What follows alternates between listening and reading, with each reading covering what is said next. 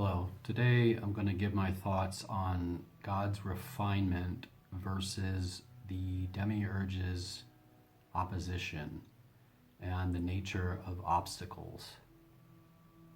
So there is a contrast in viewpoints between the idea that God places obstacles in our paths to refine our soul, refine ourselves, versus the Gnostic Demiurge's opposition in context of the obstacles that are placed before us as a way of trapping us in ignorance. In Gnosticism, the Demiurge is often depicted as a false god, a creator figure who traps human souls in the material world, leading them away from divine enlightenment and spiritual purity. God's refinement, on the other hand, is the process of spiritual purification and transcendence, which is typically viewed as a journey toward inner truth, liberation, and unity with the divine. So I'm going to contrast these two kind of views and give my thoughts on that. First, we have God's refinement, path to truth and liberation. So in this view, the purpose of obstacles are like trials for spiritual growth, purification, and a return to the divine source. I'm starting to think that we are like pilgrims here and that we have to refine ourselves to return to the all. With the nature of challenges, there are opportunities for transformation and awakening. In order to have that, you have to have these key obstacles so you can have refinement.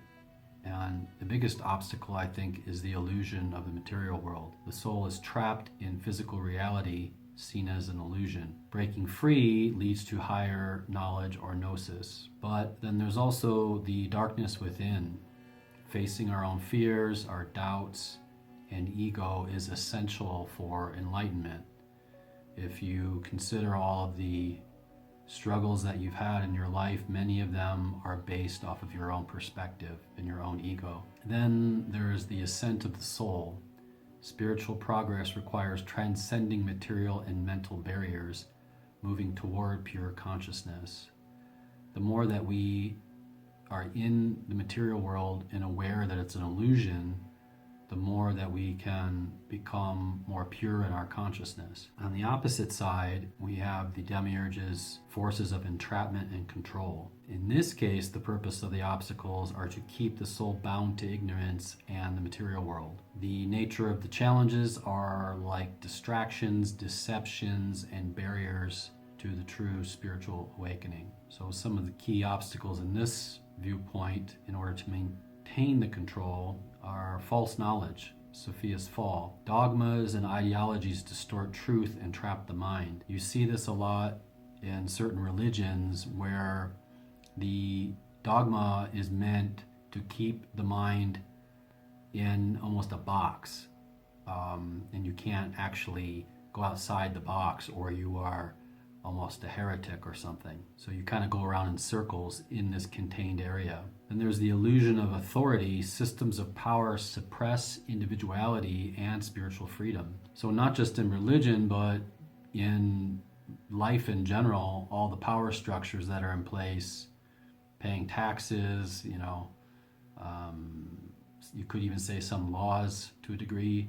I mean, laws are necessary, I think, to maintain civility, but some laws are quite unnecessary when you really think about them. Then there's the temptation and material desire. Wealth, status, and physical pleasures keep the soul distracted from its purpose. And you could say that these are all obstacles. I know it seems like wealth would be an asset, but the more wealth you have, the more complicated your life becomes, and the more, I think, the possibility of you getting lost in illusion would come about. You see that a lot with a lot of spiritual leaders. They have a phase where they go, almost like Siddhartha, where they go into this, hedonistic lifestyle for a while, and then, they learn through those failures. They seem like pleasure at the time that the person is partaking in them, but the further down the line that they go, the more they realize that they led to failure. And the last thing is the archons, the agents of the Demiurge that reinforce ignorance and limit spiritual growth.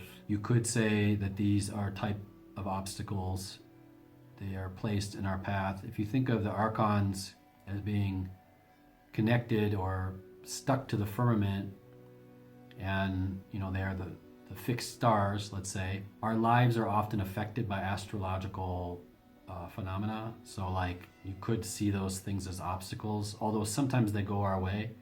But all in all, I think a lot of it is obstacles. So then you have to think of the philosophical perspective on these obstacles. Nietzsche has the Übermensch, which is the overman or superman, and in his case, obstacles build strength, pushing individuals beyond conventional morality. And I tend to agree with him, I think, in many cases. The famous quote, "That which does not kill us makes us stronger," from the Twilight of the Idols. And I think people think of that as more of like an evolutionary kind of idea, but I don't see it that way. I see it as more spiritual refinement. He also has this one, "He who has a why to live can bear almost any how." And I think that's also true. Then we have Sartre's existentialism. Life's obstacles arise from human freedom in a meaningless world.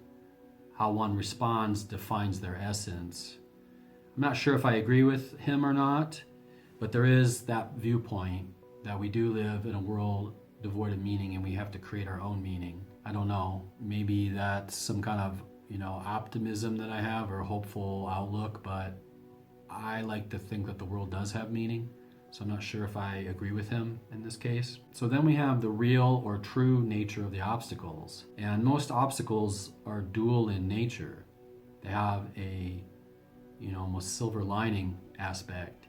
You could see them as having two sides. If you have a health obstacle, let's say, it's obviously negative because it affects your progress in the world, but it can often teach you things, especially if you overcome the obstacle. You can be a stronger person in your health. I had an intestinal parasite many years ago from eating something in Korea, and it was a big obstacle. And, I finally overcame it, but it took a long, long time. And it definitely made me a more resilient person after. So you could see these things as trial of faith, or you could see them as illusion meant to deceive. You can also see them as tools, sort of tests that lead to wisdom, resilience, and sort of spiritual elevation. If you look at it from the Demiurge point of view, it could be a force of oppression. Traps designed to deceive, weaken, and enslave the soul. I think a lot of addictions are like this. They're traps. They're easy to fall into, but they're definitely hard to get out of. But all of these things are a matter of perspective. One person's trial is another person's, overcoming of it. It really depends on how you look at it and drawing deep from your own sort of moxie to go through the world with some purpose. But often these trials become an inner confrontation. We have to look at ourselves and see if we have the mettle to overcome the block that's been put in front of us. And sometimes it can be very, very, very, very difficult. If you think about it, perhaps they're there to have us challenge our perception, how we see the obstacle.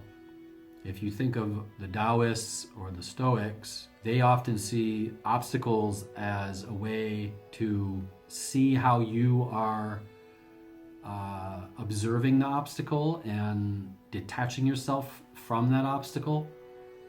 So whatever is happening to you, it doesn't really matter because your mind is in tune with yourself enough that you won't allow it to affect you. So they can be tests of our resilience. They help us refine our inner capacity to discern the truth from illusion. They also help place us in the now because you're forced to look at yourself and your reaction to the obstacles. I said this earlier about fear.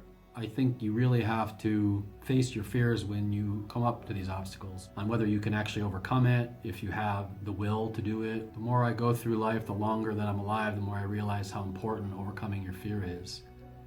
It is maybe the most important thing in life. You could also say that you are chosen, that the obstacles chose you at the time that they presented themselves because you needed them to be there. If you've ever gone through an experience, some kind of trial, some kind of initiation,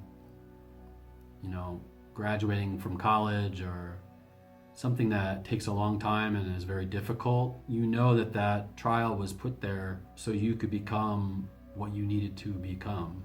I think in the end, they force us to be present. I don't know how much it matters which perspective you have, although maybe the more optimistic one would be God's refinement. Regardless, you have to dig deep into yourself just to live. I mean, that's part of living. You know, maybe the longer that you're here, the more you have to dig deeper and deeper. So I don't know. If you have anything to add in the comments, you can. I definitely have maybe a hybrid of the two as far as my outlook. I definitely think the obstacles are placed in front of me as a way to test me, but there are times where it just seems that it's almost got a sense of humor and a dark sense of humor, so I'm not really sure. But anyway, that's all I got for today. Take care. Have a good day.